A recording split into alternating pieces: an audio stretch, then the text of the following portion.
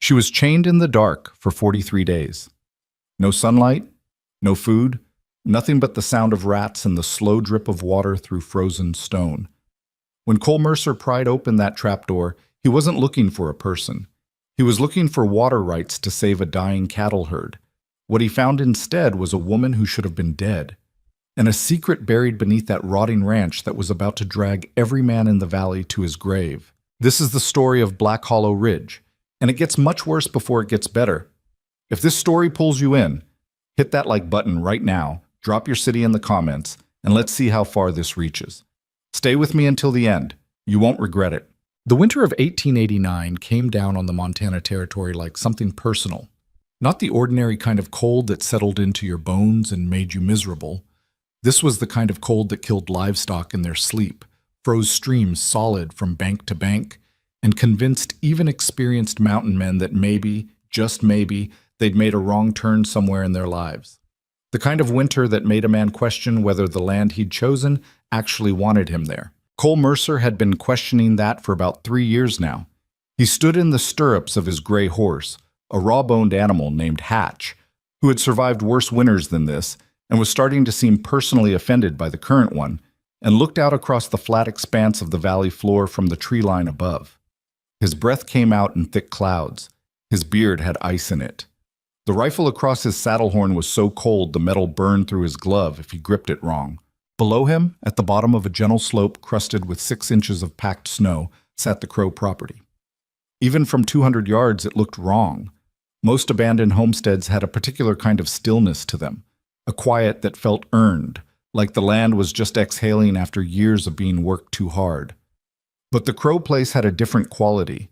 The silence around it felt held, tense, like something underneath the surface was waiting to see what you would do next.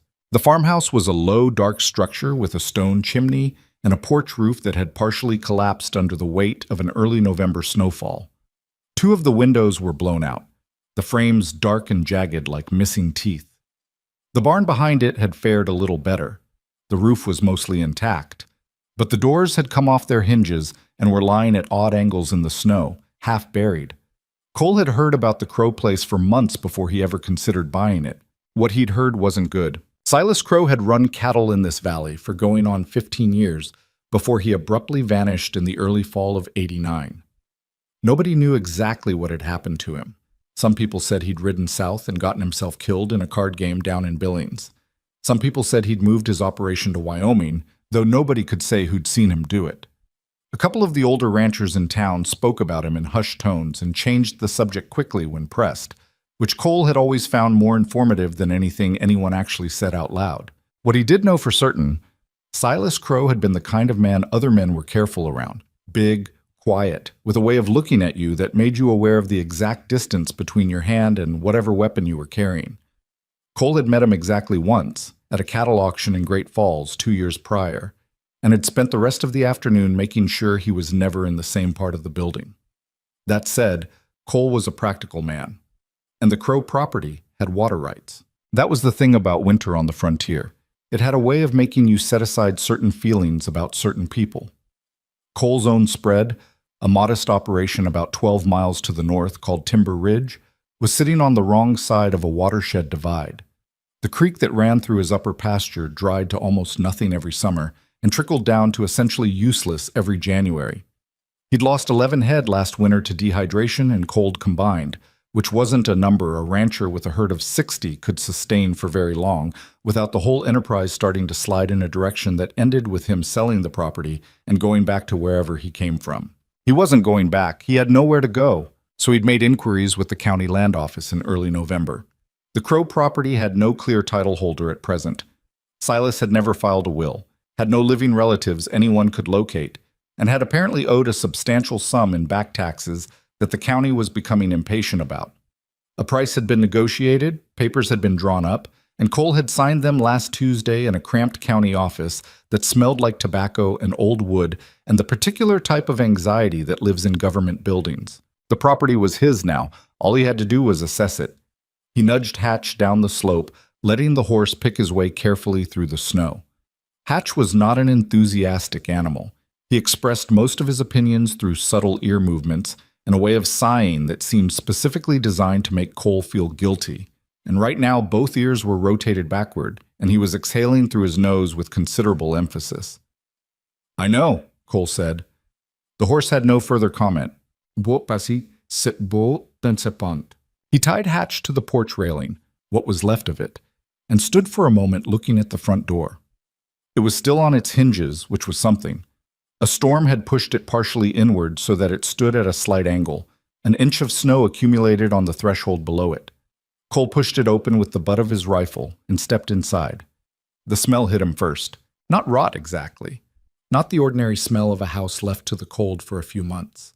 There was something underneath the damp wood and the mineral smell of frozen stone. Something darker. Iron and old smoke, and something else he couldn't name immediately. Something that made the hair on the back of his neck respond before his brain had the chance to process why. He stood in the doorway and let his eyes adjust. The front room was a wreck. Not the casual kind of disorder that accumulates in a working ranch house. This was the aftermath of something violent. A chair had been broken apart. The pieces scattered across the floor, one leg wedged under the far wall as though it had been thrown with considerable force. The table was on its side. 2 of the 3 oil lamps had been pulled from their brackets on the walls and smashed on the floor, the glass long since frozen into the rough wood. Cole moved further inside, stepping carefully. Along the left wall, beneath a window, someone had clawed at the wood paneling hard enough to leave deep furrows in the pine. Long, ragged scratches that ran at a slight upward angle, like something being dragged and fighting against it. Not an animal. The spacing and depth were wrong for an animal. He crouched and looked at the floor near the kitchen doorway. Dark stains, old and frozen into the grain of the wood. He'd been around enough violence to know what he was looking at without having to wonder about it. Cole straightened up slowly. "Hell," he said quietly, to no one. He moved through the kitchen, stepping over a fallen shelf and the scattered remains of dry goods. An overturned flour sack, a smashed tin of lard, a cast iron skillet lying face down on the floor as though someone had dropped it in a hurry. The cold was brutal in here, coming through the blown-out window above the dry sink in steady waves. He almost missed it. He was turning to check the back wall when his boot caught on something, and he looked down and saw the iron ring set flush into the kitchen floor, half buried under the edge of a rag rug that had been kicked askew. A trap door. Padlocked with a heavy iron lock that had a keyhole coated in what looked like black wax, as though someone had sealed it deliberately against the cold, or against a smell. Cole stood over it for a moment. A rational man with practical concerns about water rights and winter livestock management would note its existence, file it away as something to deal with later, and continue the assessment of the property. A rational man would assume it was a root cellar or a cold storage space, probably empty, probably of no interest at all. Cole was not, in his experience, entirely rational. He pulled the rag rug aside fully and knelt down. The lock was substantial, the kind meant to resist being shot off, with a thick shackle and a body made of cast iron rather than the softer alloys that were common on cheaper hardware. He put his hand flat on the trap door and held it there. Nothing. He started to stand up. That was when he heard it. Not loud, not even clearly distinct from the ambient noise of the wind through the broken window and the creak of the damaged roof above him. It was barely a sound at all, more like a shift in the quality of the silence beneath the floor. A small, muffled exhalation that might have been human. Might have been. Cole stayed perfectly still. It came again, faint and rough, like someone who'd been breathing in short, careful increments for a very long time and had just barely enough strength left to be heard. He grabbed the padlock and pulled hard. It held. He pulled again, throwing his weight into it, and the iron ring creaked, but the trapdoor stayed. He stood up, scanned the kitchen, found the skillet on the floor, picked it up, and spent 45 seconds battering the lock until it gave way with a sharp crack that echoed through the empty house. He hauled the trapdoor open. The smell that came up from below was enough to make him take 2 steps backward, cold and dark and human in the worst possible ways. Unwashed skin and old blood, and the flat mineral smell of stone that had never seen sunlight. He pulled the bandana from around his neck, pressed it over his nose, and forced himself to look down. Stone steps. A narrow cellar. Darkness almost complete. "Hello?" His voice came out rougher than he intended. A long pause. Then a voice from below, barely above a whisper, hoarse and dry as old parchment. Please. Just the one word. Cole went down the steps. She was in the far corner. He almost didn't see her at first. She'd pressed herself back against the stone wall so completely that she blended with the shadows, and the only thing that resolved her as a person was the faint gleam of the chains. Iron manacles, old style, bolted to a ring in the wall by a length of heavy chain that gave her maybe 6 feet of movement in any direction. 6 feet. That was the world she'd been living in. Cole stood at the bottom of the steps and looked at her and had to work very hard for a moment to keep his expression from doing something she might misread as pity, because she looked like she was waiting to see if he would use pity against her, and had made certain preparations for exactly that. She was young, mid-20s maybe. Hard to say under the circumstances. Her hair was dark and had gone to knots and tangles so severe they looked almost deliberate, as though the cold and the confinement had decided to turn her hair into a record of how long she'd been here. She was wearing what had once been a good dress, the kind a woman wore for travel or business, now reduced to a filthy, torn wreck of fabric that had stopped functioning as real clothing some time ago. Her face was pale with the kind of pallor that goes beyond cold, the translucent quality of real starvation, where you start to be able to see the structure of the skull beneath the skin. But her eyes were completely, disturbingly alert. She was watching him with the focused intensity of someone who'd had nothing to do for weeks but study the people who came down those stairs, and she'd gotten very good at it. "You're not one of his men," she said. Her voice was a wreck, cracked and barely audible, but there was nothing imprecise about the statement. It wasn't a question. "No," Cole said. "How'd you get in?" "Bought the property." A pause. Something moved through her expression that he couldn't read. "You bought it?" "From the county, 3 days ago." She looked at him for a long time.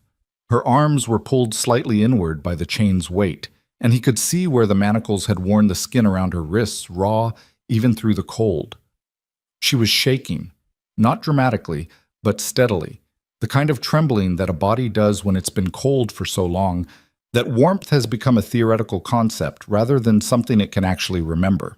"There's a key," she said carefully.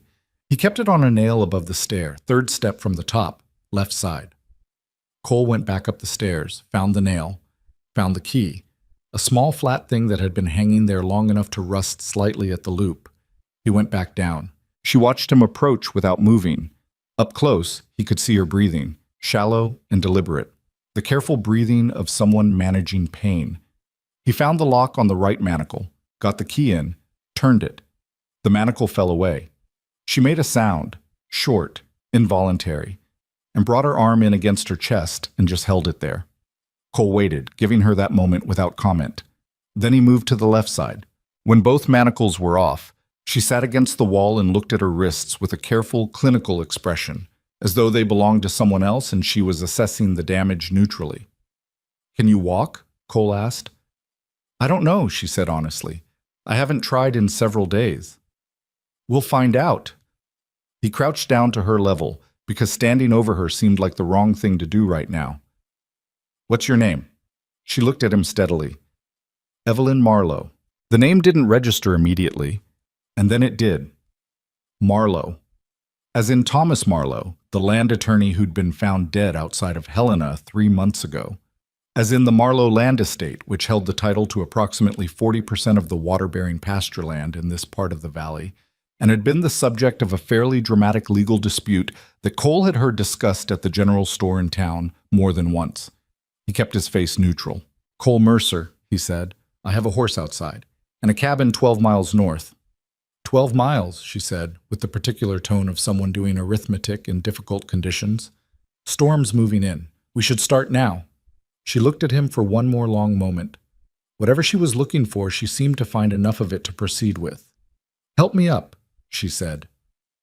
Getting her up the stairs took longer than it should have. Her legs had been folded in the same position for so long that when she first tried to put weight on them, nothing happened. Not a collapse, just a complete absence of response, like the connection between her brain and her lower body had been interrupted.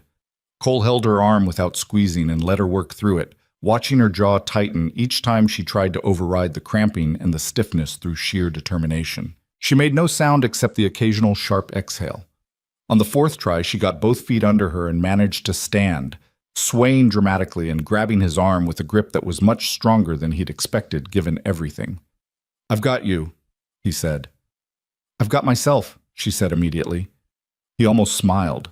They made it up the stairs and through the kitchen and out the front door in about 4 times the time it would have taken either of them alone. Hatch turned his head and regarded the pair of them with mild alarm, then returned to staring at the snow with his characteristic expression of general dissatisfaction. Evelyn stopped on the porch steps and looked up. The sky above the valley was a heavy pewter color, bruised at the northern horizon where the incoming storm was stacking up over the mountains. The light was thin and sideways, the kind that came in the last few hours before a front moved through, when everything looked a little too defined, like the world was showing you its details one last time before erasing them. She stood there for a moment with her eyes closed and her face turned up to what light there was. He didn't rush her. When she opened her eyes, they were wet, but her expression hadn't changed. She brought her sleeve across her face briskly and looked at the horse. "I may need help mounting," she said. The admission seemed to cost her something. "That's fine," Cole said. He helped her up, then swung up behind her. It was going to be a tight ride and a cold one, and 12 miles in the weather that was coming was not going to be comfortable. He pulled his coat around them both as much as he could manage and turned Hatch north toward the tree line. They'd been riding for maybe 10 minutes when she spoke. "He's still out there?" Her voice was flat and factual. Not frightened, or rather, not allowing itself to be frightened, which he was beginning to understand was how she operated. "Silas Crow," Cole said. Not a question. "Yes." "You think he'll come back to the property?" A pause. "When he finds out someone's been in that house, he'll come back to more than just the property." She paused again. "He'll come back with men." Cole kept his eyes on the trail ahead, where the first thin snow was starting to fall from the darkening sky. The flakes were small and dry, the kind that came at the front edge of a serious storm. "Tell me what he took," Cole said. She was quiet for a moment. "Everything," she said. "He took everything." Bolt. The storm hit about 4 miles from the cabin. Not gradually. It came down like a door slamming, the wind picking up from almost nothing to something that bent the pines at the slope's edge and drove the snow horizontally so that the world shrank to about 15 feet in every direction. Hatch put his head down and kept moving with the resigned fortitude of an animal that had made its peace with misery.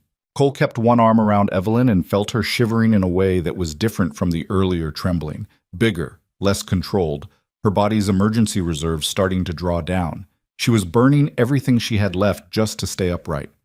"How much further?" she asked through her teeth. 20 minutes. She didn't respond. She straightened her spine slightly, and that was her response. The cabin at Timber Ridge was not an impressive structure by any objective measure. Cole had built it himself 3 years ago from pine logs he'd cut on the upper slope. And while it was solid and weatherproof and had been designed by someone who understood cold winters at altitude, it was not a large space.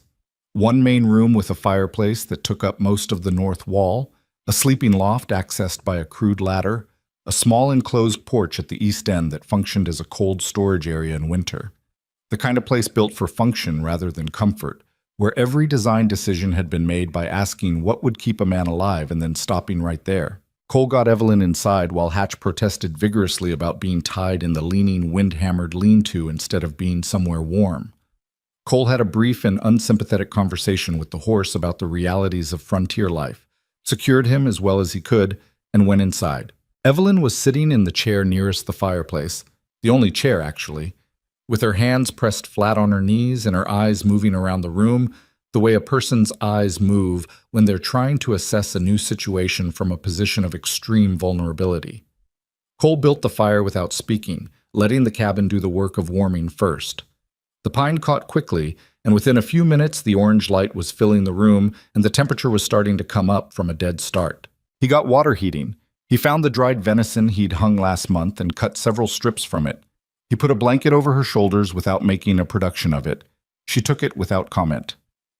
She ate slowly, carefully, in the way that people eat when they know their bodies have forgotten the rules and eating too fast has consequences. Cole watched her without appearing to watch her and drank his coffee and said nothing. After a while, the shivering slowed. After a while longer, something in the set of her shoulders changed. Not relaxing exactly, more like standing down from a particular kind of alert. "I need to tell you what he stole," she said. "You don't have to do that tonight." "I need to." Her voice was stronger now, the warm food and the fire doing their work. "Because you bought that property, and you're already involved whether you chose to be or not, and you deserve to understand what that means." Cole set his coffee down and looked at her directly. She held his gaze with no difficulty whatsoever. "My father was a land attorney," she began. "Thomas Marlowe. He spent 20 years acquiring water rights and range easements throughout this part of the territory on behalf of the ranching families here. Not for his own benefit. He structured the deeds so that the rights were held collectively through a series of documented agreements. Every family in this valley has grazing and water access because of those agreements." She paused. "The original deeds are in a document case. Silas Crow and the men he works with stole that case after murdering my father's associate, a man named Raymond Fossey, who was delivering the documents to the county recorder." Another pause. "They took me because I know the documents well enough to contest any forgeries. They didn't want me dead. They wanted me inaccessible, unable to appear before a court, unable to testify." Cole was quiet for a moment. "Where's the document case now?" She pressed her lips together. "Hidden. Inside the ranch. I overheard Silas talking. He said it was still in the cellar, in the walls somewhere. He hadn't decided where to move it yet." "You were in that cellar for 43 days. Cole looked at his hands. "Fossey was killed in September," Evelyn continued. "Silas took me from my father's house in Helena 2 days later. My father was away. He doesn't know where I am. He probably—" She stopped, cleared her throat. "He probably thinks I'm dead. He's probably been looking. He has money and connections. It's why Silas has been careful." She pulled the blanket more tightly around her shoulders. "Cole, those documents are the only proof that the valley's water rights belong to the ranching families and not to whoever Silas is working with. If they're destroyed or successfully forged, every rancher in this valley loses their water access and eventually their land. Hundreds of families." Cole got up and poked at the fire, sending a small cascade of sparks up the chimney. "You said the men he works with," he said. "Who are they?" "I don't know all of them. I know there are businessmen in Helena involved, and at least one person from my father's inner circle." Her expression tightened. "Someone who knew exactly where the documents were kept." Cole stared into the fire for a moment. "He'll know by now," he said. "Silas. He'll know someone opened that trap door." "Yes. How long before he comes north?" "He has to gather his men, figure out who bought the property, trace it back to you." She paused. 2 days? Maybe 3 if the storm holds." The storm outside was at full volume now, rattling the cabin shutters with considerable intensity. Cole turned and looked at Evelyn Marlowe, sitting in his one chair with a blanket around her shoulders and wrists that looked like they'd gone several rounds with iron manacles, and thought about how she'd eaten slowly and carefully because her body had forgotten how food worked, and about how she'd said, "I've got myself," when he'd told her he had her. "You should sleep," he said. "I'm not tired. You've been chained in a stone cellar for 43 days. I'm aware of how long it's been." He looked at her. "I'm also not going to sleep on the first night in a room with a door that opens from the inside," she said quietly. Not as a complaint, just as a fact about herself, delivered without apology. Cole understood that. He got up and pulled the wooden bar across the door, the iron bracket dropping into place with a solid sound. "Nobody's coming through that tonight," he said. "Storm's got the trails closed from here to the ridge." Evelyn looked at the barred door. Something crossed her face that was hard to define. Not relief exactly, more like the first faint relaxation of a muscle that had been tightly contracted for so long it had forgotten any other state. "The loft is warmer," he said. "You take it, I'll sleep down here." She looked like she was going to argue. Then she looked at the ladder. "All right," she said. She climbed it slowly, favoring her right side, and disappeared into the darkness above. Cole heard the soft rustling of her settling into the straw mattress. He sat down in the chair and pulled his rifle across his knees. Outside, the storm hammered the mountain with everything it had. Inside, the fire crackled and popped and kept the cold at a reasonable distance. Cole stayed awake most of the night, listening to the wind, listening to Evelyn Marlowe breathe steadily in the loft above him, thinking about a padlocked trap door and scratches on a wall, and the particular sound of a voice that had almost given up. Please. He thought about Silas Crow riding north through the snow with blood on his mind. He thought about 43 days in a stone cellar. He thought about all the families in the valley below who didn't know yet how close they were to losing everything. At some point before dawn, the storm began to ease, and Cole Mercer, who had spent 3 years doing nothing more ambitious than keeping a modest cattle herd alive on an isolated mountain spread, sat in his one chair in his one-room cabin and understood, with a clarity that felt almost physical, that surviving the wilderness alone was something he had already learned to do. What was coming was something else entirely. The storm broke some time before first light, and by morning the mountain was buried under 14 inches of new snow and a silence so complete it almost felt like a reprieve. Almost. Cole was already up when Evelyn came down the ladder, moving more steadily than the night before, but still favoring her right side in a way that told him something in her ribs or hip hadn't fully forgiven her for the last 6 weeks. He had coffee on and a pot of oatmeal working on the iron stove plate, and he said nothing about the fact that she'd slept for almost 11 hours, which seemed like the decent thing to do. She sat down at the small table near the window and looked out at the white expanse of the slope.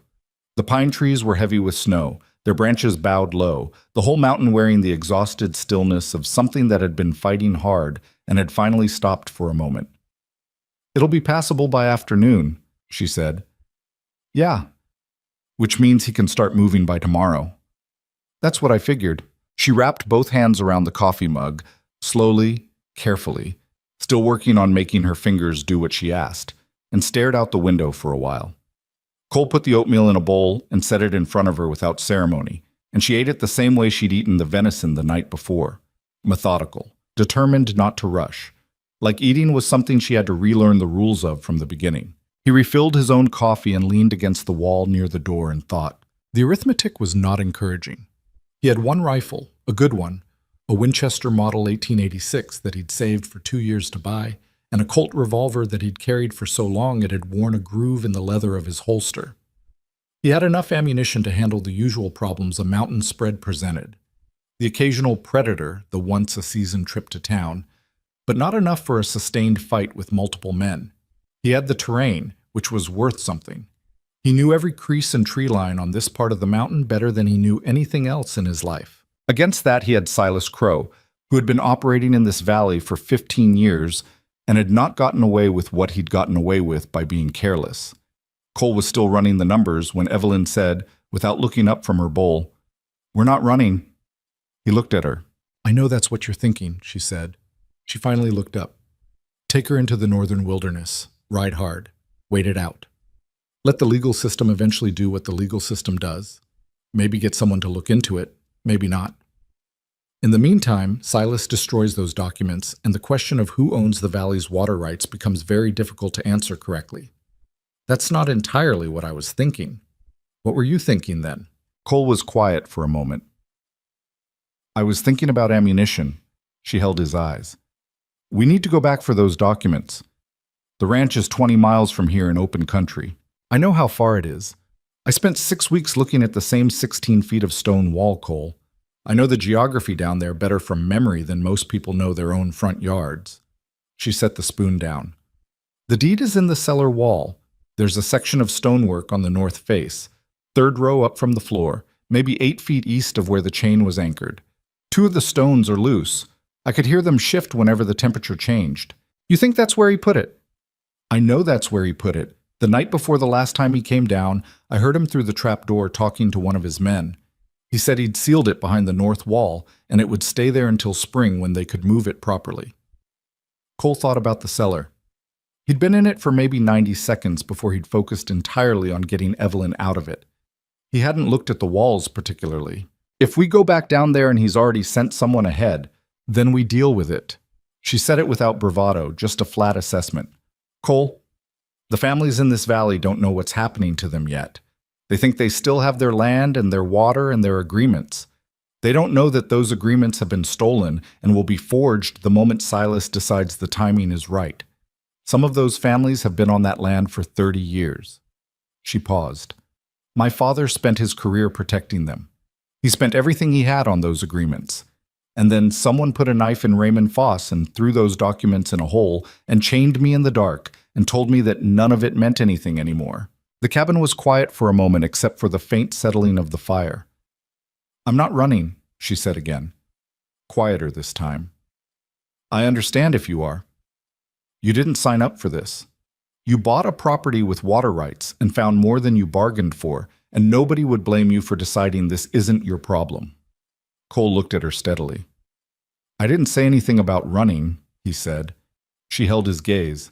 I said I was thinking about ammunition, he said. Those are different things. Something shifted in her expression. Not quite relief, not gratitude either, more like the slight recalibration of a person who has been alone with a bad situation for so long that they've stopped fully expecting anyone to stand on the same side of it. All right, she said. We go back for the documents, Cole said, but we don't go today and we don't go tomorrow. You need 2 more days before you're in any shape to ride hard if it comes to that. And I need to fortify this cabin in case they find us here before we find them. She thought about that. He could see her working through the objection that 2 days was time they might not have, and then working through the counter to that, and arriving at the same reluctant conclusion he had. 2 days, she agreed. Oh, what? Those 2 days were not comfortable. On the first morning, Cole walked the perimeter of the cabin and the surrounding terrain with the focused attention of a man who had spent years reading landscape and understanding what it was telling him. The cabin sat in a natural clearing on the upper slope, backed against a granite outcropping on the north side that made approach from that direction essentially impossible. A man would have to come down from above, and above was nothing but vertical rock face for 100 feet. To the east, a dense stand of mature pine ran close enough to the structure that anyone moving through it would be audible in still air. To the west, open slope dropping away toward the valley, which gave a clear line of sight for several hundred yards, but also meant anyone approaching from that direction would be visible well in advance. The south face was the problem, a shallow draw that cut down toward the lower trail, with enough cover in the willows along its edge to conceal several men if they moved carefully. Cole spent most of that first afternoon working on the south problem. He pulled the hunting traps from the storage shed, 4 heavy bear traps and 6 of the smaller leg hold designs he used for predators, and set them in a staggered pattern through the willow stand, staggered so that a man moving through in the dark would have to be very lucky to avoid all of them. He covered each one with a thin layer of snow, working without gloves for the final placement so he didn't leave a scent on the trigger mechanisms that would alert an experienced tracker. His hands were numb to the wrists by the time he finished. Evelyn watched him from the cabin doorway for a while. He expected her to comment on the traps, their brutality, their indiscriminate nature, something. She didn't. What else? She said. Trip lines on the east side. I've got a spool of wire in the shed. Show me. He looked at her. She was still pale, still moving with the careful economy of someone whose body was operating on reduced resources, but her eyes were sharp and her jaw was set in a way that had become familiar to him in a short time. You've done this before, he said. Not accusatory, just surprised. My father's property in Helena was threatened twice before I was born. He used to tell me about it. I asked questions. A slight pause. I asked a lot of questions. Cole brought the wire spool from the shed. They spent the rest of the afternoon stringing it through the eastern tree line at 2 heights, shin level and knee level, connected at various points to tin cups from the cabin's shelving that would rattle loud enough to hear from inside with the door closed. Not elegant, not military grade, but workable at 3 a.m. when the wind was down and a man was moving quietly through pine trees thinking he hadn't been heard. Firing positions, Evelyn said as they came back to the cabin in the fading light. Cole pointed. The window on the east wall gives me a clean angle into the tree line for about 60 yards. The porch overhang blocks high approach from the west, but if I'm on the roof. It's an option. She looked at the roof. It was steeply pitched pine board, currently carrying about 8 inches of snow. You'd be exposed up there. I'd have height and angle. You'd also be a very visible target in daylight. Cole looked at the roof and then back at her. You're right, he said without making anything of it. The window, she said. And the east wall. Is there a gun port or... There's a gap in the chinking on the south wall that I never got around to fixing, about an inch wide. I can see the draw from it. So can they. It faces south. They'd have to know it was there. She thought about that, working through angles and distances with the same methodical focus she seemed to apply to everything. Cole watched her doing it and thought that it was a particular kind of strange to be standing in the snow outside his own cabin discussing firing positions with a woman he'd pulled from chains 24 hours ago. He also thought that he was genuinely glad she was here, which was its own kind of strange. On the second day, she talked. Not all at once, and not because she'd decided to. It came out in pieces while they worked, between tasks, in the unstructured way that conversation happens between people who are sharing a small space and a large problem. Cole asked questions where he had them, and stayed quiet where he didn't, and she seemed to appreciate the distinction.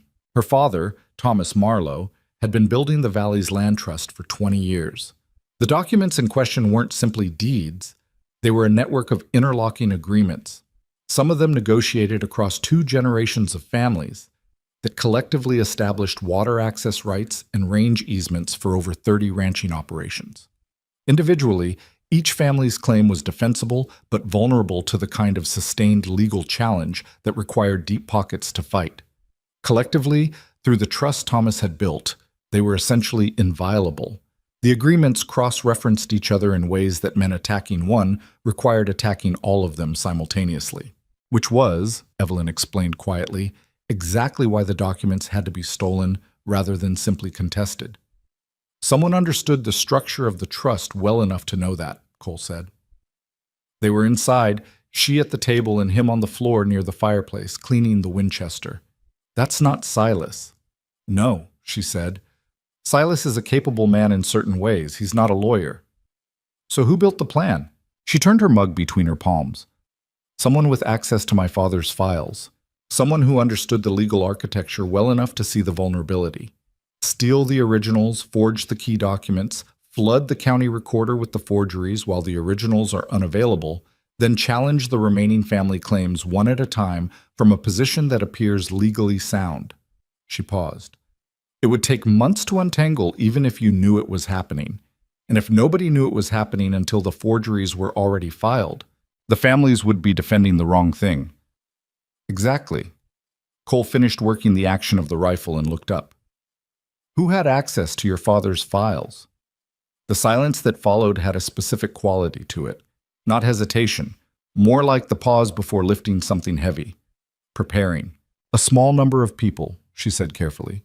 His assistant, his junior partners, and his personal accountant, a man named Edwin Barrett, who has worked with my father for 12 years and who is probably the person my father trusts most in the world outside of family. Cole looked at her. I don't know, she said, before he could ask the question. I don't know if it's Barrett. I don't have proof of anything. But I know the structure of my father's trust was not something most people understood, and I know Barrett understood it as well as anyone. She set the mug down. I also know that in the 3 months before Fossey was killed, Barrett had been unusually interested in the specifics of the water rights documentation. My father mentioned it. He thought Barrett was being thorough. And now? She looked at him steadily.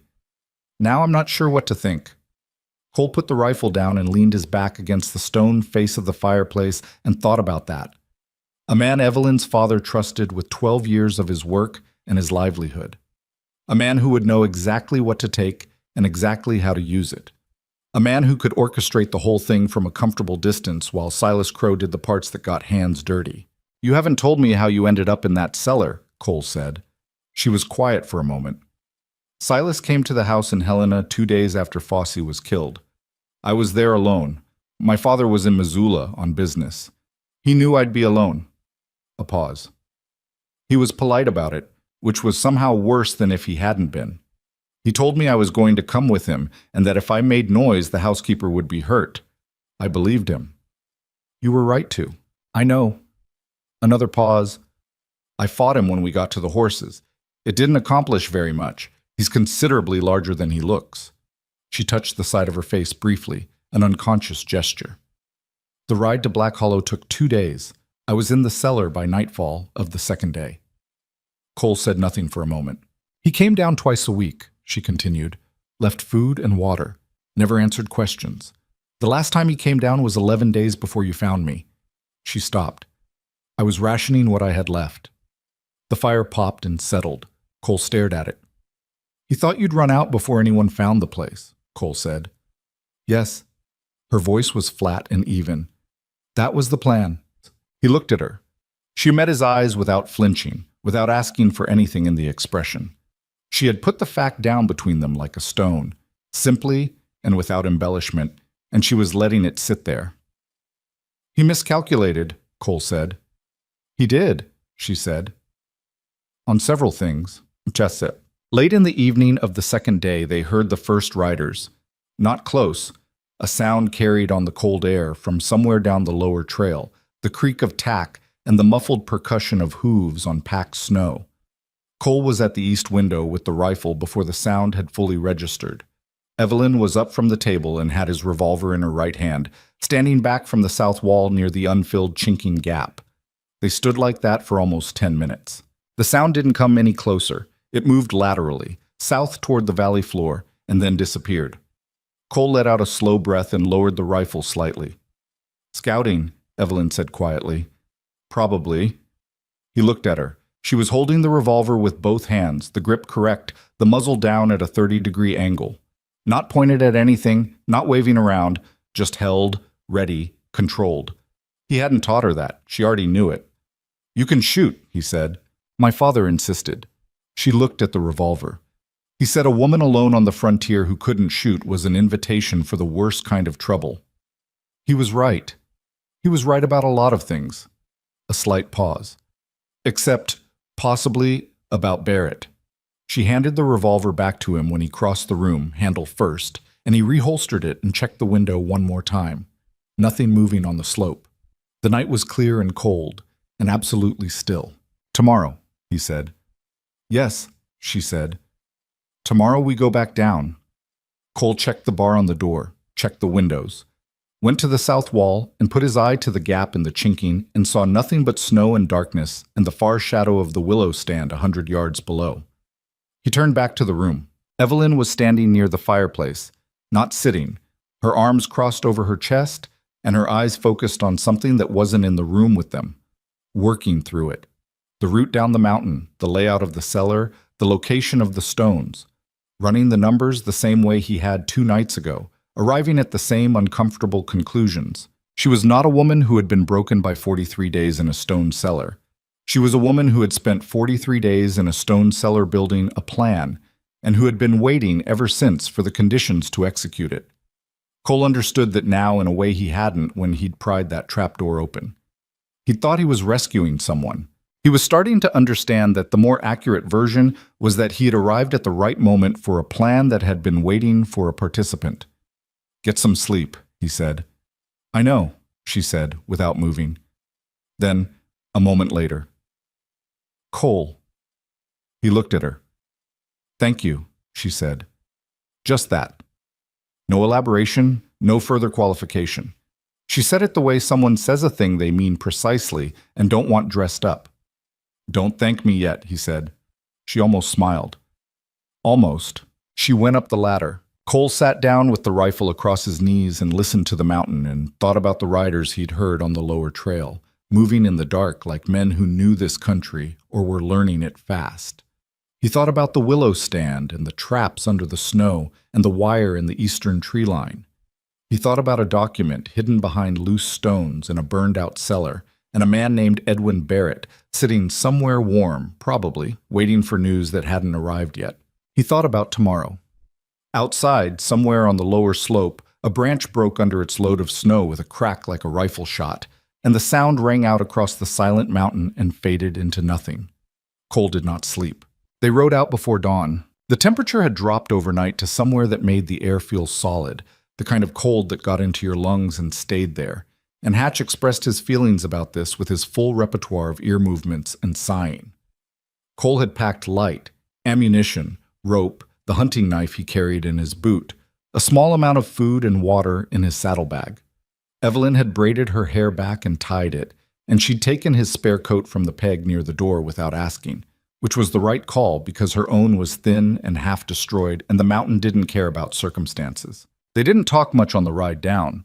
The trail was icy in the narrow stretches where the tree cover had kept the snow from settling evenly, and Hatch needed his attention on the footing, and the sound of voices carrying in still mountain air was something neither of them needed to think about twice. Evelyn rode behind Cole with one hand on his shoulder for balance. Not gripping, just resting, a point of contact that was practical rather than anything else, and kept her eyes on the tree line the way he'd noticed she did everything, with a thoroughness that missed almost nothing. They were 2 miles down the slope when she said quietly, close to his ear, "Someone's been through here." Cole had already seen it, boot tracks in the snow on the eastern edge of the trail, partially filled by overnight drift but still readable. 2 sets, maybe 3, moving downhill. Recent enough. They hadn't come up to the cabin, which meant they'd either found what they were looking for on the lower trail, or they'd been surveying and pulled back. Neither option was comfortable. He kept Hatch moving and said nothing, and she said nothing, and they came down out of the pine line onto the flat approach to the valley floor as the sky above the eastern ridge was turning the thin gray color that precedes dawn by about 40 minutes. The Crow Ranch sat 1.5 miles ahead. Even at this distance, something looked wrong. Cole pulled Hatch up and looked carefully. "Smoke," he said. Evelyn saw it too.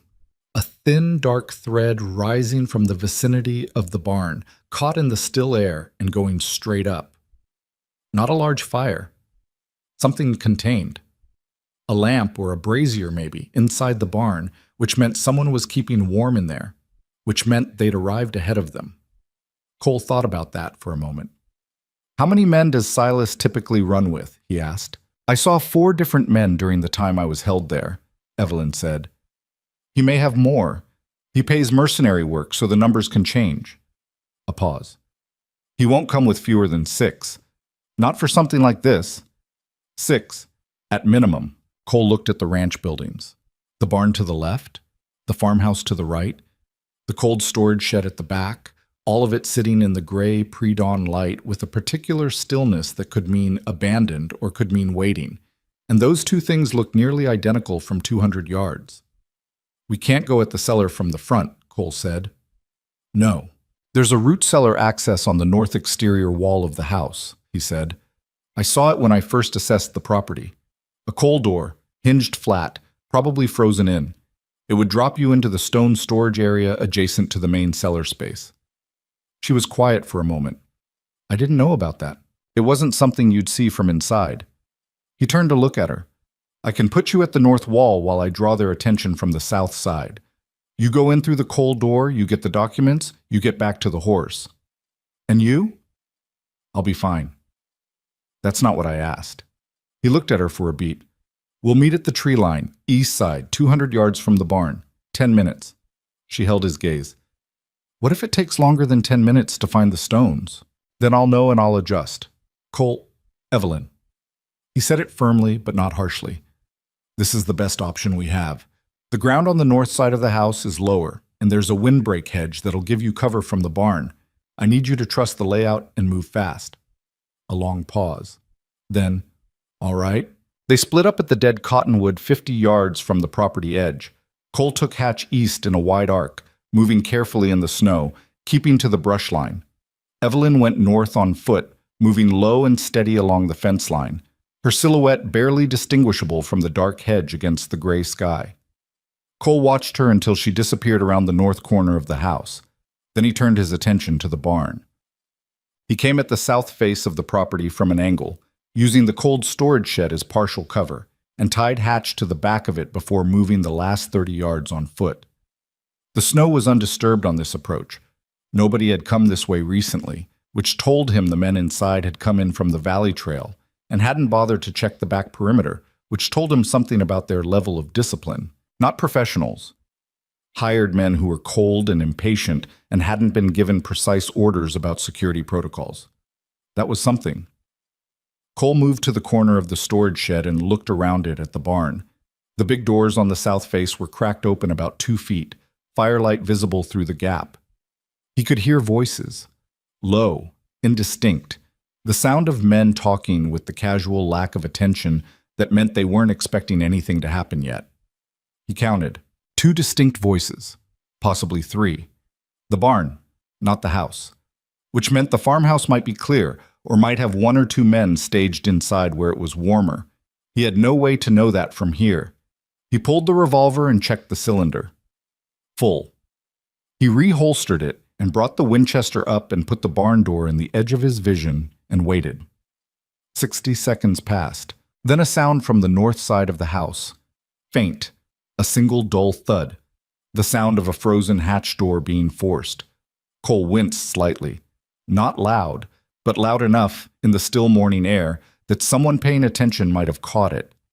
He gave it 10 seconds to see if the voices in the barn changed. They did.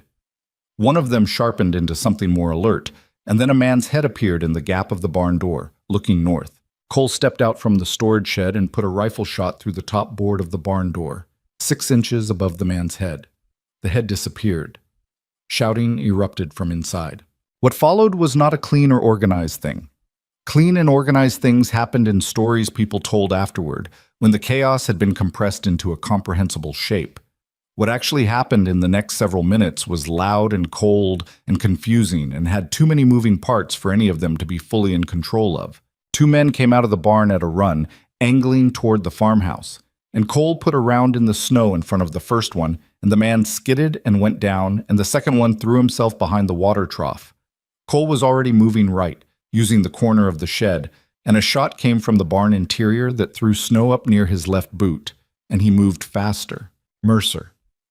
The voice came from somewhere above him and to the right, and he looked up and saw a man on the barn roof. The hayloft overhang, positioned there before dawn, patient, which meant at least one of these men had more sense than he'd given them credit for. The rifle barrel was tracking toward him. Cole threw himself left, and the shot hit the shed wall where he'd been, and he came up running toward the barn itself because the one direction the man above him couldn't angle on was directly beneath him. He hit the wall hard and pressed against it and heard boots scrambling on the roof above. A 4th shot came from the farmhouse. South window, 2nd floor. So the house was not clear. Cole processed this while flattened against the barn wall with the Winchester at a bad angle for anything above or to his right. The man behind the water trough not shooting yet, which meant he was waiting for a clear line, and someone on the roof and someone in the house. He had 12 rounds left in the rifle. His left side was starting to ache from where he'd hit the shed wall wrong. He took a breath, assessed the geometry, and moved. Inside the north wall of the farmhouse, Evelyn was on her stomach in 6 inches of frozen mud and old straw. The coal door had come open on the 3rd pull, the hinges shrieking briefly in the cold before the wood gave way, and she'd dropped into the stone storage space adjacent to the main cellar and landed harder than she'd intended on the uneven floor. Her right hip screamed at her. She ignored it. The storage space was small and dark, barely distinguishable from the cellar itself. The same stone walls, the same flat mineral smell, the same dead cold that went beyond temperature into something that felt almost intentional. She stayed still for a moment after the drop, listening, letting her eyes adjust to the near total darkness. Shots outside. Cole pulling attention south, which meant she had however long that lasted. She found the doorway between the storage space and the main cellar by feel, a low wooden frame, the door hanging open, the hinges rusted frozen. She went through and stood in the main cellar, and the smell hit her the way it hits you when you return to a place where something bad happened. Not the smell itself, exactly, just what the smell meant to her body, which still remembered 43 days of it and wanted very badly to go back up through the coal door immediately. She stood there for 3 full seconds and made her body understand that this was not then. Then she moved to the north wall. She found the chain anchor ring first, the iron ring still bolted to the stone where she'd spent 6 weeks, and used it as her reference point. 8 feet east. She counted it out in the dark, her fingers dragging along the stone, and found the section she'd heard shifting on cold nights. The first stone moved on the second try. Not much, just a slight rotation, but enough to confirm it was loose. She got her fingers around the edge and pulled, and it scraped free, maybe 8 pounds of rough granite, and she set it on the floor carefully, keeping the sound to a minimum. Behind it, nothing, just stone and compacted earth. Outside, the shooting was getting sporadic. Short bursts of exchange, then silence, then another shot from somewhere, She couldn't tell how far it was going in Cole's favor. She found the second loose stone 2 inches right of the first gap. This one required more work. It had been seeded deliberately rather than just settling loose over time, mortared partway on one side with something that crumbled under her fingers, clay maybe, packed to look continuous. She worked at it, tearing her already damaged fingernails without particularly caring, and after a solid minute it came free, and she nearly dropped it and caught it against her chest and set it down. Behind the stone was a gap in the wall about 14 inches wide and 8 inches tall. Inside the gap was a leather document case. She pulled it out. It was wrapped in oilskin against the damp, tied with a leather cord, and heavier than she'd expected. Several hundred pages of accumulated agreements and deeds and witness statements. The entire architecture of the Valley's land trust, built over 20 years by her father, and now sitting in her hands in a burned-out cellar under a house currently being shot at. She held it against her chest and breathed for a moment. Then she heard the footsteps overhead. Not outside, inside the house. Someone coming through the kitchen above her, heavy, deliberate, moving toward the trapdoor. She looked up. The trapdoor was closed, but she could see the iron ring from below, and she could see it move slightly as someone above took hold of it. She had about 4 seconds. She went back through the doorway into the storage space, crossed it in 3 strides, went up through the coal door opening in a movement that cost her more than she had to spend but spent it anyway, and was on her feet on the north side of the house when she heard the trapdoor in the kitchen slam open behind and below her. She ran. Not a clean run.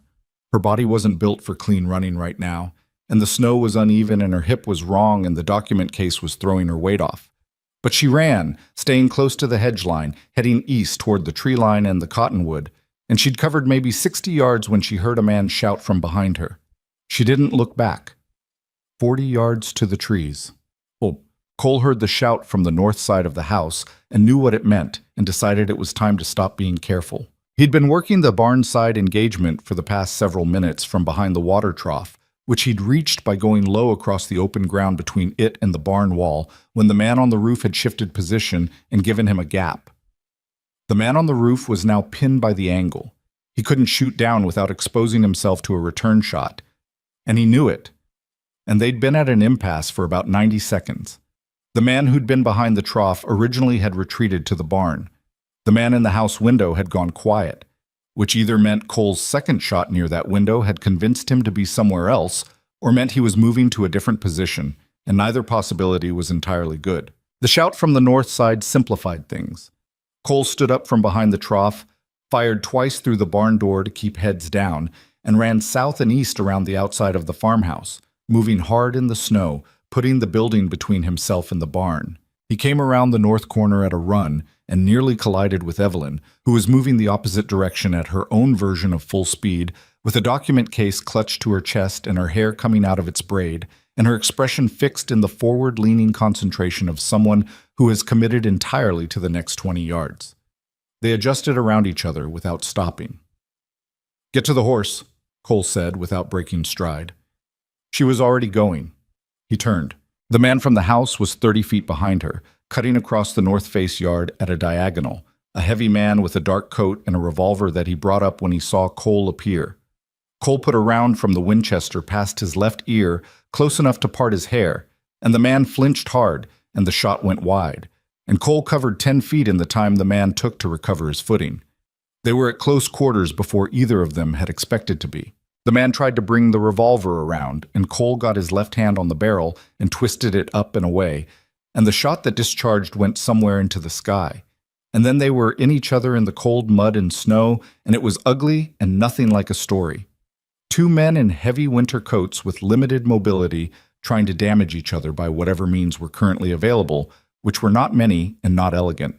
Cole was not a particularly large man, but he was built for the kind of work that the mountain required, and he'd spent 3 years at altitude doing it, and the man under him had been sitting in a warm barn for the past several hours, and had not been expecting this precise development in his morning. The revolver came free and went into the snow. Cole put 2 hard blows into the man's ribs, and the fight went out of him with a grunt. He was on his feet and moving before the man had finished deciding whether to get up or not. He sprinted east toward the tree line. They were in the saddle and moving inside of a minute, Hatch making no comment for once, heading back north along the frost-hardened trail, with both of them on him and the document case between Evelyn's arms, and the sound of shouting somewhere behind them getting smaller with distance. Cole pushed Hatch harder than he liked to, harder than was comfortable for any of them, until they were a solid mile up the slope with the tree cover thick on both sides and the ranch invisible below. Then he eased up. Evelyn was breathing hard. So was he. His left side had graduated from aching to something sharper and more insistent, and he thought he'd probably cracked something against the shed wall during the first engagement. But there was nothing to be done about that now. "You got it," he said. She looked down at the document case in her arms. "Yes." He wanted to say something, but the right thing wasn't immediately available, so he said nothing and kept Hatch moving north toward the cabin. After a while, she said, "There were more than 6. I counted 8, maybe 9. We were lucky." "We were fast," he said. "That's different from lucky." She didn't argue it. They were 3 miles up the trail, moving through a dense stand of pine that filtered the growing morning light into thin columns on the snow, when Evelyn said quietly, "He was there." Cole glanced back at her. "Silas?" "Yes, I saw him from the coal door when I came out, coming around the west side of the house." A pause. "He wasn't shooting, he was directing." "Where the men went?" "Yes, he saw me." Another pause, shorter. "He knew I had the case." Cole thought about that. "He'll come now," Cole said. "No more scouting." "Yes." She was quiet for a moment.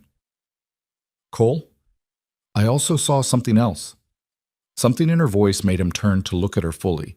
She was staring at a point somewhere between the horse's ears, her jaw tight, her expression carrying a particular quality he hadn't seen on her face before. Not fear, not anger, but the specific expression of a person who has just had a belief they were nursing in secret destroyed in full daylight. "Riding with Silas," she said slowly, "on the west side. There was a man in a gray coat and a black hat, on a bay horse." She stopped. "I've known that horse for 12 years. It belongs to Edwin Barrett." The pine trees moved in a slow breath of wind above them. "Barrett was there," Cole said. "He was there," she said. "He's not in Helena waiting for news. He's here. He came with them." She pressed her lips together briefly. "My father trusted that man with everything." Cole turned back to the trail and kept them moving north. There was nothing useful to say about it. Some betrayals were too complete to be addressed with words, and this one had roots 12 years deep, and it had a living face attached to it now rather than a suspicion, and Evelyn was going to have to carry that up the mountain along with everything else. He felt the weight of it, and it wasn't even his to carry. He put his attention on the trail and on the sounds of the forest around them, and on the mathematics of what was coming. Silas Crow, 8 or 9 armed men, and now Edwin Barrett, who understood the documents well enough to know exactly what Evelyn had in her hands, and exactly what it would cost him if she delivered them to anyone with the authority to act on them. The cabin was 9 miles ahead. Whatever was going to happen next was going to happen there. Cole rode toward it with his jaw set and his ribs aching, and a woman behind him who had just watched the last uncertain thing in a long bad season become certain. The mountain said nothing about any of it. It rarely did. They made it back to the cabin with 2 hours to spare. Cole knew it was 2 hours because he knew Silas, or knew the type well enough. A man like that didn't ride hard on an unknown trail in winter daylight with 9 men and horses that had already been standing in a cold barn since before dawn. He'd water the animals, organize the approach, send scouts ahead to confirm the target location. Methodical. Patient in the way that dangerous men are patient when they're confident the outcome is already decided. 2 hours. Maybe a little more if Cole's luck held on the weather. His luck did not hold on the weather. By the time they got Hatch put away and themselves inside, the sky to the northwest had taken on the flat gray-white color that meant another front was moving in. Not as severe as the storm earlier in the week, but enough to cut visibility on the upper slope to maybe 100 yards and make the cold a genuine threat to anyone spending extended time outdoors. Cole looked at the sky for a moment before going inside. In different circumstances, incoming weather would be an advantage. It complicated the attackers' approach, reduced their visibility, made coordinated movement across unfamiliar terrain substantially harder. But it also meant the trail north, the only real route out of this part of the mountain, would close down within hours. which meant that if things went badly wrong inside the cabin, there was no retreating into the wilderness and waiting it out. They were staying, one way or another. He went inside. Evelyn had already put the document case on the table and opened it. She was moving through the contents with careful, quick hands, checking each section against what she knew should be there, her lips moving slightly as she cross-referenced documents from memory. Cole watched her for a moment.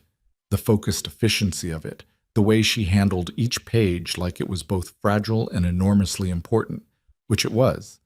And then he went to work on the cabin. He brought both rifles to the east window and propped the second one, an older Winchester he kept as a backup, not as accurate but functional, against the wall within reach. He checked the revolver, reloaded 2 spent chambers, and put it on the shelf above the fireplace where it was accessible from almost anywhere in the room.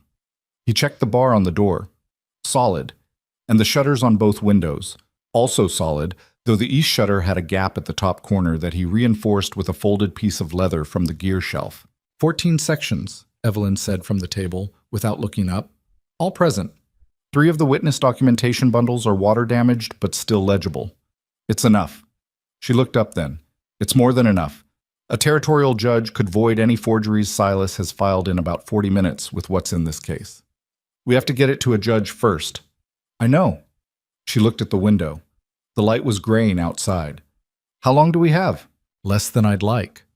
He finished checking the south wall gap and straightened up. Evelyn, I need you on the east window. You saw how the tree line runs. Anyone coming through there will funnel into about a 30-yard gap before they reach open ground. That's where you focus. What's my range with the Winchester? 70 yards, comfortable. Past that, account for the cold affecting the load. He paused. You're not trying to kill every man out there. You're trying to make it expensive to come forward. There's a difference. She looked at him steadily. I understand the difference. I know you do. He said it without condescension, just confirming. She stood up from the table and came to the east window and looked out at the tree line with the evaluating attention he'd come to expect from her. She checked the rifle's action, worked the lever once, set it at the ready position against the window frame. The document case, Cole said. If something happens, if the cabin becomes untenable, you take it and you go north on foot. There's a trapper's line shack about 4 miles up. I've stayed in it twice. You stay there until it's clear. She turned from the window. And leave you. Yes. I'm not doing that. Evelyn, I'm not, she said with a finality that was not angry and was therefore harder to argue with. Stop planning for outcomes where you're the only one who doesn't make it out. It's not useful. Cole looked at her for a moment. He didn't have a good answer for that, so he let it go and went back to the south wall. The first shot came through the east window at 4:17 in the afternoon. Not from the tree line, from above it, from the slope that rose steeply to the right of the pine stand, where the granite outcropping that Cole had considered impassable from the north had a shelf on its southern face that a man could reach if he came at it from the right angle, with enough time and motivation. The shot blew through the shutter Cole had reinforced an hour ago, split the leather he'd wedged in the corner, and took a chunk out of the wall 4 inches above the window frame. Evelyn had already moved back from the window before the echo finished. Cole was at the south wall. Tree line, he said. They've got someone high on the right. I see him. She was back at the window edge, not in front of it, angled so she could see the slope without being fully exposed. He's got a good position up there. Another shot from the high position, this one lower, finding the gap in the shutter properly, and the bullet came through the interior and punched into the fireplace stone with a sharp crack. Cole crossed to the east window in 4 strides and looked up the slope. The man was on a narrow shelf, maybe 80 yards up and 120 out, partially screened by a rock lip above him. A good position. He'd spent real time getting there. He was the priority, because as long as he held that shelf, he could angle shots into the cabin interior that the shutters and walls couldn't reliably stop. Cole brought the Winchester up, calculated the elevation and the cold, and waited for the man to shift position for his next shot. The shelf was narrow. When the man moved to reposition, he'd have to show his right shoulder. He moved. Cole fired. The man's rifle dropped off the shelf ledge and clattered down the rock face. A moment later, the man himself pulled back out of sight entirely, and Cole couldn't tell if he was hit badly or just had enough sense to move when a return shot came close. It didn't matter. The shelf position was gone. South side, Evelyn said sharply. Cole heard it too. Boots in the snow, the creak of the willow stand, and then the first trap going off with a flat metallic clank and a shout of pain that was audible clearly through the cabin walls. Cole went to the south gap. 3 men moving through the willow draw, one of them down and not moving, one of them stopped and looking at the fallen man with the momentary paralysis that hits people who aren't used to seeing trap injuries. The third still pushing forward with a rifle up. Cole put a round through the snow in front of the third man's feet. The man stopped. Wire, Evelyn said from the east window. They hit the wire. 2 of them down. Cole looked back at the willow draw. The second man had recovered his composure and was moving again, angling toward the cabin's south wall with better sense than his companion, using the willow trunks for cover. How many on the east approach? Cole called. 3 moving through the trees, 1 hung up on the wire, 2 still coming. A pause. 2 shots in quick succession, hers. 1 still coming. The exchange that followed was not what anyone would call controlled. It was loud and fragmented and expensive in ammunition, and it didn't go as well as the early traps and wire had suggested it might. The men coming at the cabin were not all inexperienced. Some of them had done this kind of work before, and they adapted when the initial approach routes failed, and they found angles that Cole hadn't fully accounted for. A shot came through the west shutter and took out the oil lamp above the table, spraying burning oil across the corner of the room. Cole got his coat over it in time to smother it before it caught the wall properly, burning his left hand in the process. And by the time he got back to his position, Evelyn had held the east window through 2 more shots and was reloading with her hands working fast and steady. How many left? Cole said. I've accounted for 3 on the east side. I don't know about the south. Cole looked through the south gap. 1 man visible in the willow stand, staying put, not advancing, covering, keeping Cole occupied while others moved. He didn't know where the others were, which was the problem. Then the front door shuddered. Not a shot. Impact. Someone hitting it with something heavy, shoulder or boot, testing the bar. Cole turned and put 2 rounds through the door at waist height, and the impact stopped. Cole? Evelyn's voice had changed. Not louder, but different, with something concentrated in it. He looked at her. She was staring at the east window, not at the tree line. Past it, toward the lower slope. Smoke, not from a chimney. From the eastern edge of the clearing, where the dry pine brush at the tree line met the wind-blown accumulation of dead branches Cole had never gotten around to clearing. Someone had set it alight, and in the wind it was moving faster than it should have. They're going to push us out, Cole said, or burn us in. She pulled back from the window as a shot came through.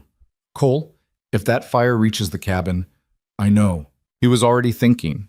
The fire was east, and the wind was pushing it west and slightly north toward the cabin. It would reach the east wall in minutes, and once the wall caught the pine log construction would go fast. The north side was granite. The south was the willow draw with the remaining men in it.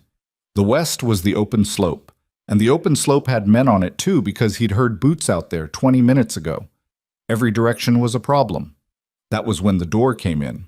Not the bar giving way. Someone had gotten to the porch and done something to the upper hinge, and the door came off its frame at an angle and swung inward, and a man came through it fast and low.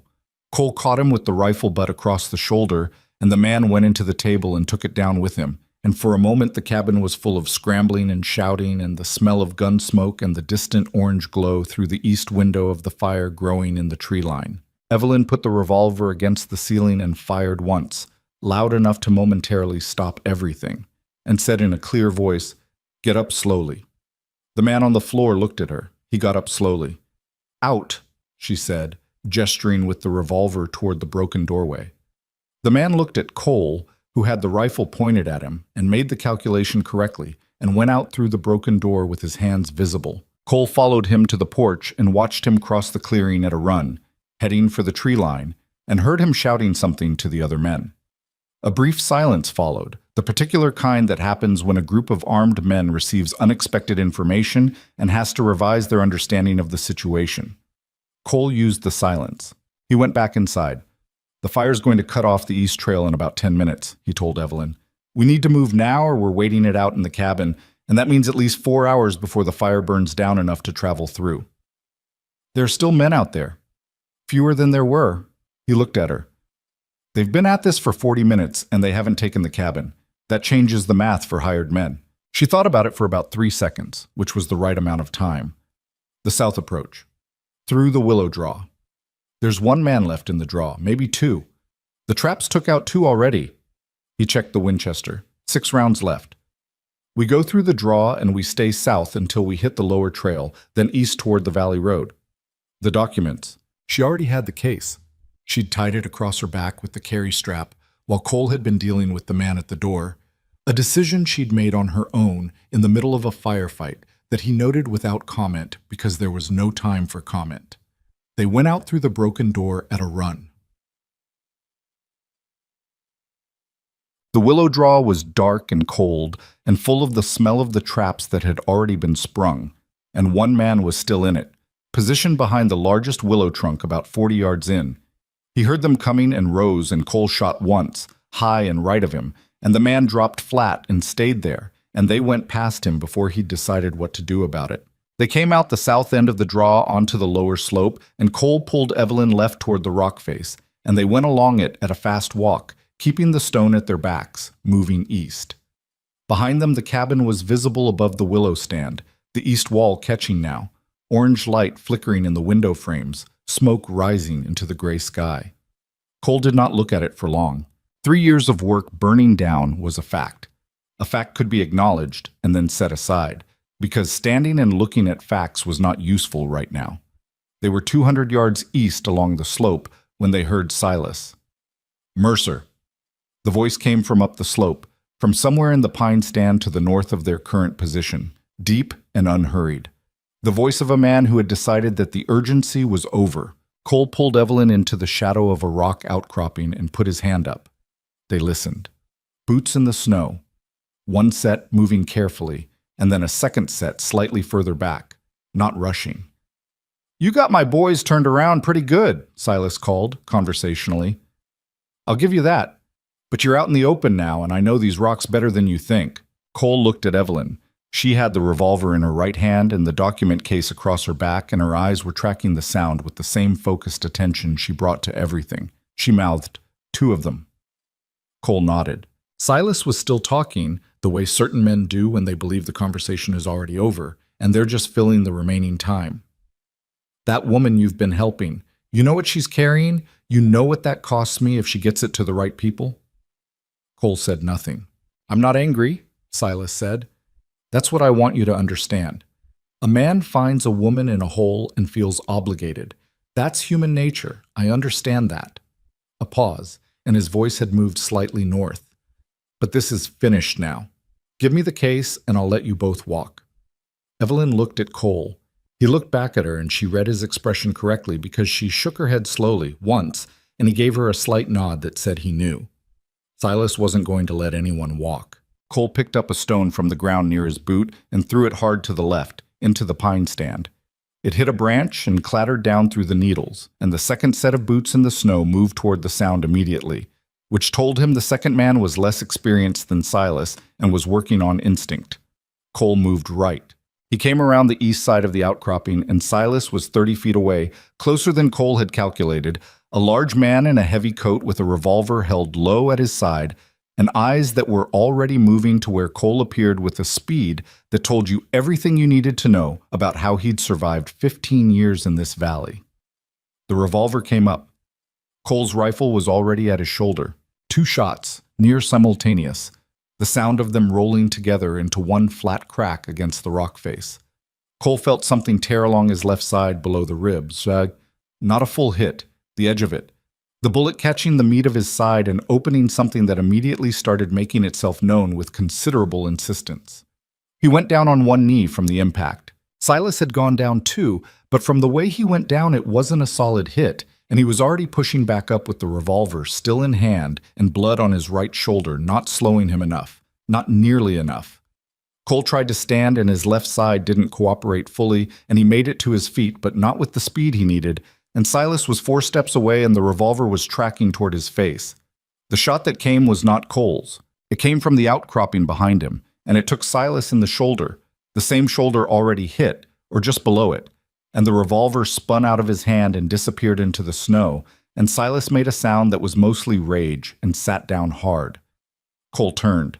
Evelyn was standing at the edge of the outcropping with the revolver extended, both hands, her aim carrying the slight tremor of someone who has just done something irreversible and whose body is beginning to process it. Her jaw was tight. Her eyes were steady.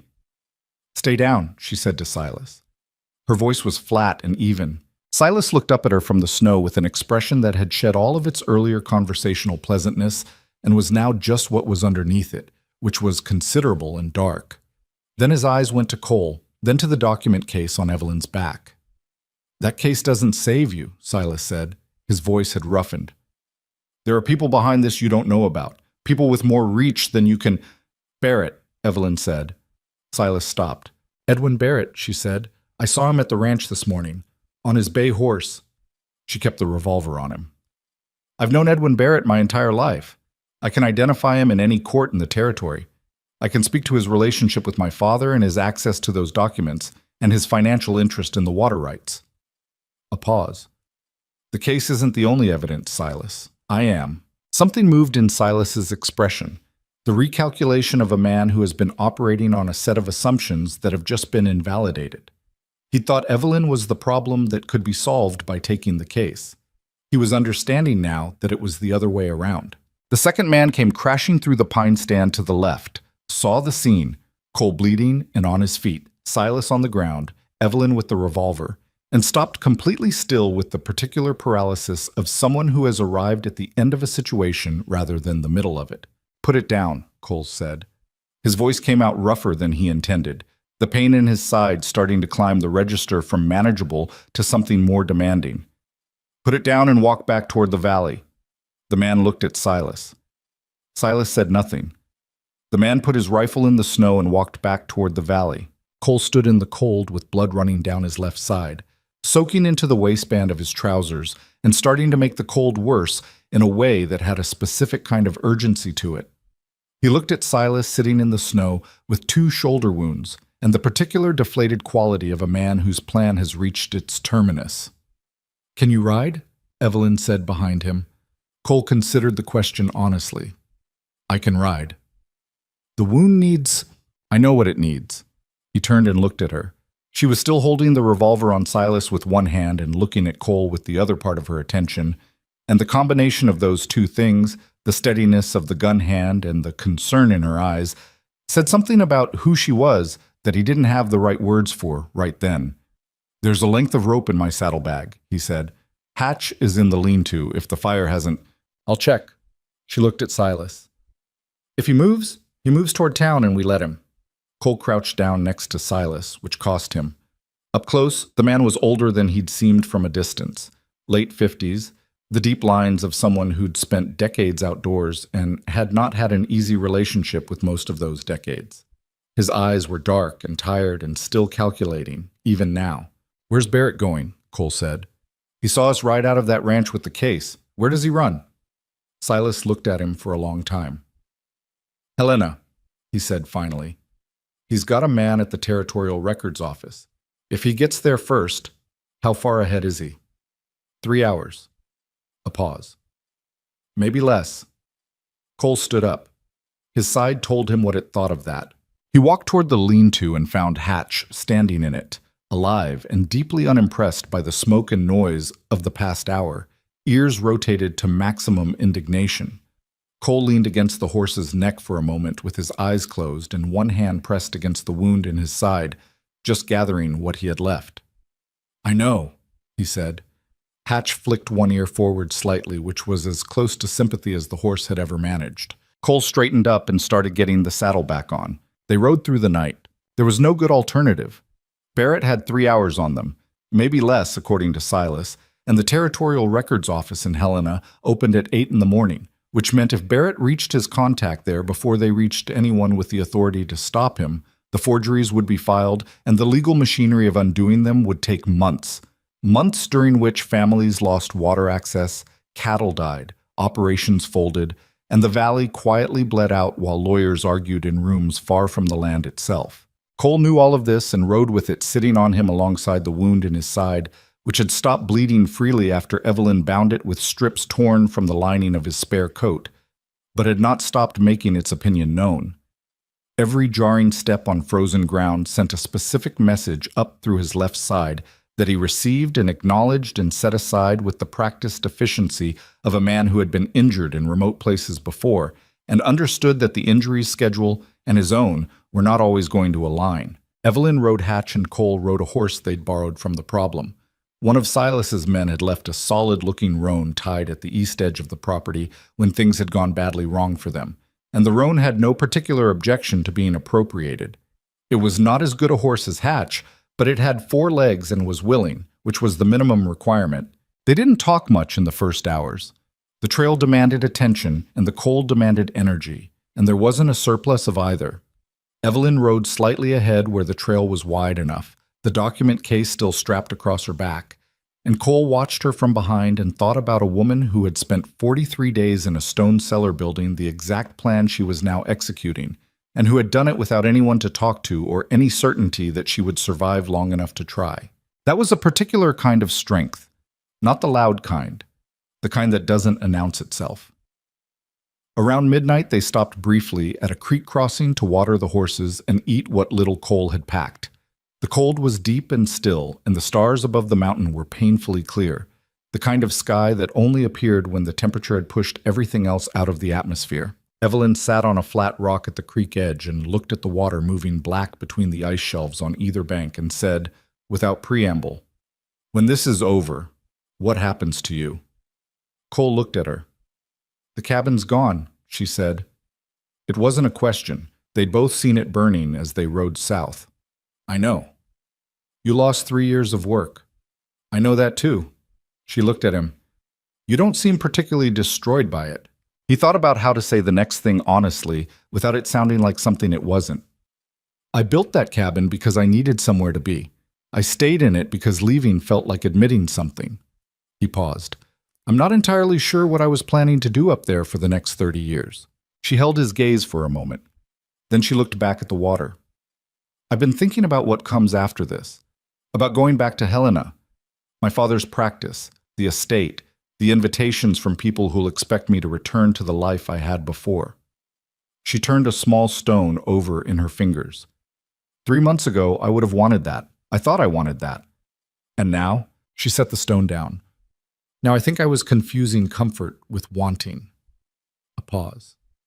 They feel similar from the inside until something strips the comfort away and you find out what's actually underneath it. Cole said nothing, which seemed like the right response. She stood up. "We should keep moving." They kept moving. They came into the outskirts of Helena at just past 6 in the morning, the town still mostly dark, wood smoke rising from chimneys into the cold blue air of early winter dawn. Cole's side had stiffened badly during the long ride, and he dismounted carefully and slowly, which Evelyn watched without comment, for which he was grateful. The federal marshal's office was on the main street, a squat stone building that looked permanent in the way that government buildings did when they were trying to convince a frontier town that the rule of law was here to stay. Cole had been inside it twice in his life. Once to file a stolen livestock report that went nowhere. Once to drop off a man he'd found squatting on a neighboring rancher's property. The duty marshal that morning was a man named Calloway, red-haired and heavy-set and not fully awake when Cole knocked on the door at 6:15. He looked at Cole and Evelyn. Cole visibly injured, Evelyn carrying a leather case and wearing a coat 2 sizes too large, with the cautious expression of a man who had learned over years that early morning visitors usually brought complicated problems. "I need to speak with whoever's in charge of territorial fraud cases," Cole said. Calloway looked him over. "That would be Marshal Greer. He's not in until—" "Get him in." Cole said it evenly, without aggression, just as a statement of what needed to happen. "Tell him Evelyn Marlowe is here. Tell him she has the original Marlowe Land Trust documents. And tell him Edwin Barrett is somewhere in this town right now trying to file forged deeds at the Territorial Records Office before 8 o'clock. Calloway looked at Evelyn. She met his eyes and said nothing.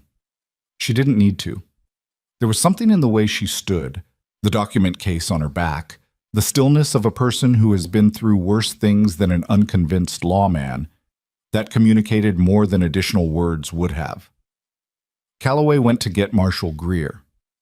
What followed was not swift or elegant in the way that frontier justice sometimes appeared in the stories people told about it afterward. It was slow and bureaucratic and involved a great deal of documentation and several hours in a cold office where Cole's side informed him with increasing urgency that it would appreciate some medical attention, and where Evelyn sat across from two federal marshals and a hastily summoned territorial judge and answered questions for 3 hours straight from memory, without the documents in front of her, reconstructing the legal architecture of the land trust from a mind that had spent 6 weeks in a stone cellar with nothing to do but hold on to everything it knew. She did not miss a single detail. Cole sat in a chair against the wall and watched her do it and thought that whatever Silas Crow had been trying to destroy when he put her in that cellar, he had not understood what he was dealing with. Edwin Barrett was located at a boarding house 4 blocks from the records office at 7:40 in the morning, 20 minutes before it opened. He had the forged documents in a leather satchel under his bed and a ticket for the eastbound coach in his coat pocket, which together told a fairly complete story.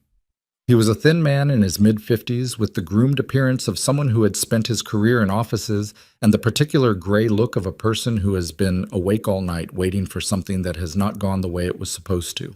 When the marshals brought him in, he looked at Evelyn across the room and she looked at him, and neither of them said anything. Cole watched it. The 12 years of professional trust between them, all of it visible in the space between their eyes as it collapsed completely and permanently. Barrett looked away first. Evelyn did not look away at all. They kept him in a separate room. Cole had his wound seen to by a doctor who came in around 9, a brisk woman named Dr. Halls, who examined it with efficient disinterest and told him he'd been fortunate in a tone that suggested she'd seen considerably more unfortunate outcomes, and found his case only moderately interesting. The bullet had torn through the muscle below his lowest rib without hitting anything that couldn't heal, which was luck or trajectory or both, and she stitched it and bandaged it and told him not to ride hard for 2 weeks, to which he said nothing because 2 weeks was not a timeline he could commit to right now. She gave him the look that doctors give patients who say things like that and moved on. Thomas Marlowe arrived in Helena 3 days later. Cole was there when he came through the marshal's office door. Still moving carefully from the stitches, sitting in the same chair against the wall where he seemed to have taken up semi-permanent residence over the past 72 hours of statements and documentation and the grinding procedural work of legal reckoning. Evelyn was at the table going through documents with one of the territorial attorneys, her third such session in as many days, the fatigue of it visible in the set of her shoulders, but not in the precision of what she was doing. She heard her father's voice before she saw him. She stood up from the table and turned around, and Thomas Marlowe, a tall, spare man in his 60s with the kind of face that showed every year of 20 years spent protecting other people's claims, stopped in the doorway and looked at his daughter. Cole looked at the floor. He wasn't there for that moment, and didn't try to be. What he heard was the kind of quiet that happens when two people who have been on opposite sides of a very long absence find each other again, and there are no words adequate to the distance, so neither of them reaches for words first.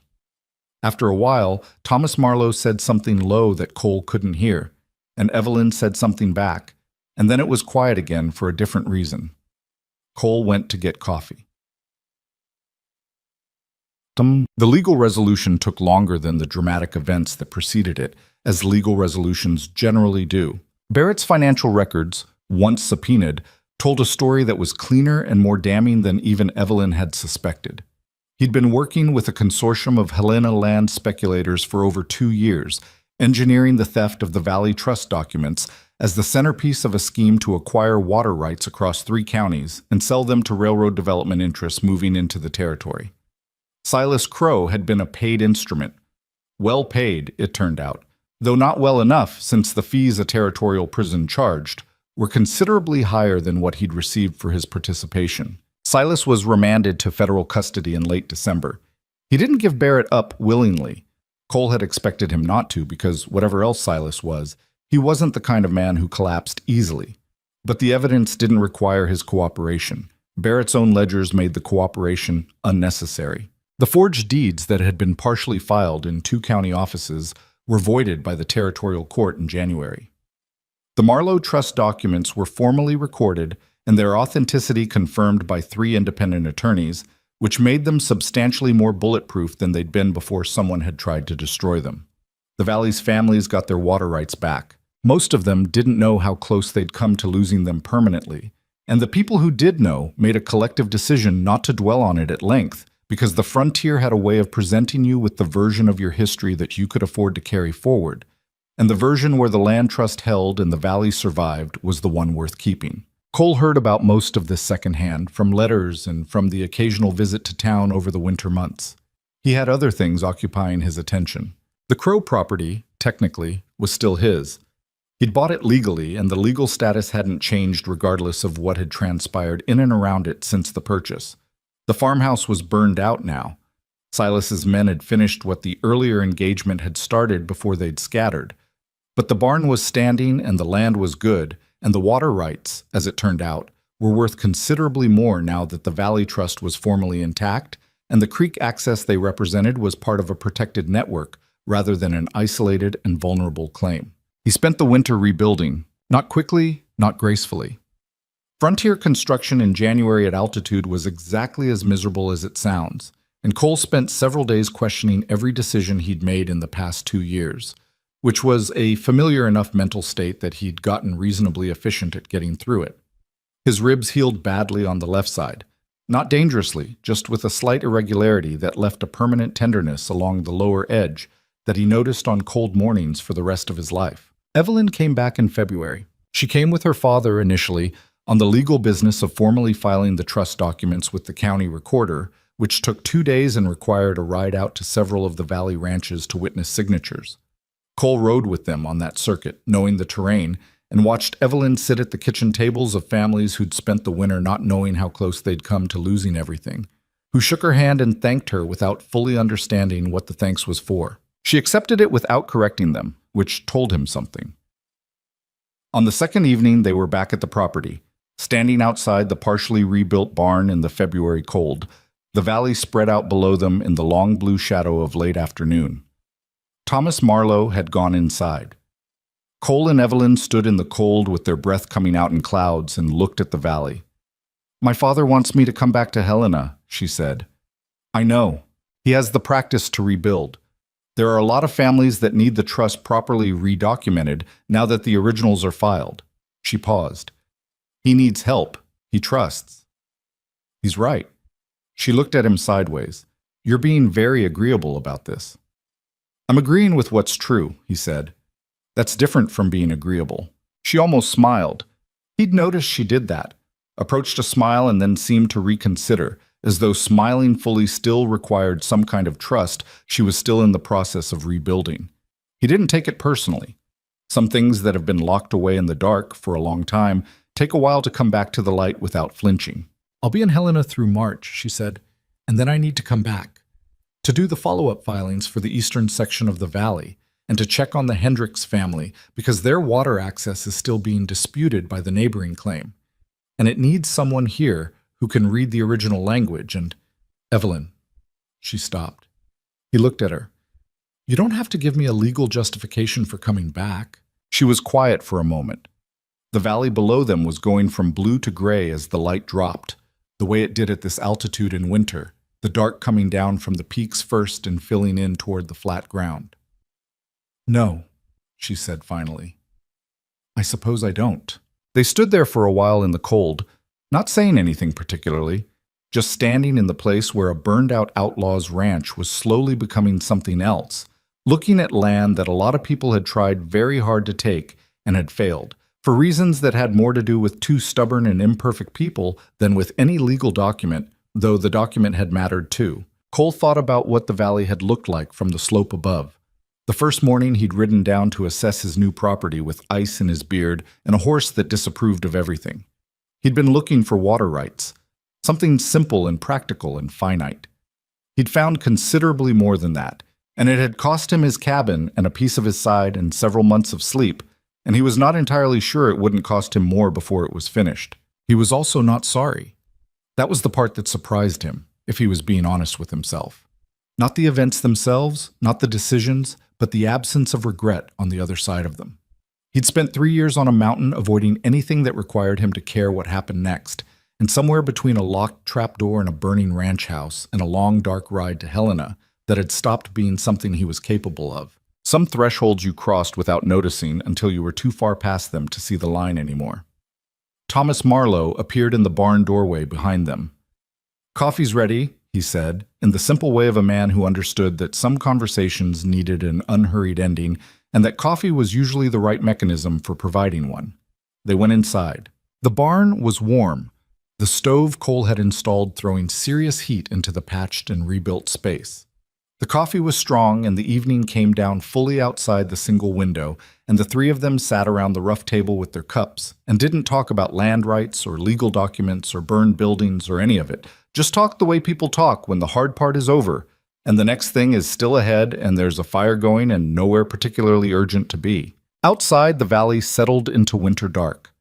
The creek that ran through the lower pasture, the whole reason Cole had bought this property to begin with, moved quietly under its shelf of ice, carrying water downhill the way it had been doing for longer than anyone in the territory could remember, indifferent to all the human drama that had surrounded the question of who had the right to use it. It ran through the Crowland, Cole's land now, and through the Hendricks property and past the eastern ranches and down into the main valley, where 30 families had spent the winter, not knowing that the water their livestock drank had almost been taken from them by men sitting in warm rooms calculating the value of what other people had built. It kept running. Cole listened to it from inside the barn, underneath the conversation and the sound of the fire, the way you learn to hear water on a mountain property after years of needing it, the sound of a thing that doesn't care about your plans or your setbacks or the gap between what you hoped for and what you got. It just runs. It just keeps going. And if you're sensible about it, you build your life in a place that gives you access to it, and then you stay. He thought that was probably as close to wisdom as he was going to get on the subject. He drank his coffee and let the evening do what evenings were supposed to do, which was end the day and make room for whatever came next. And he found that after everything, he was genuinely curious about what that was going to be. That was new.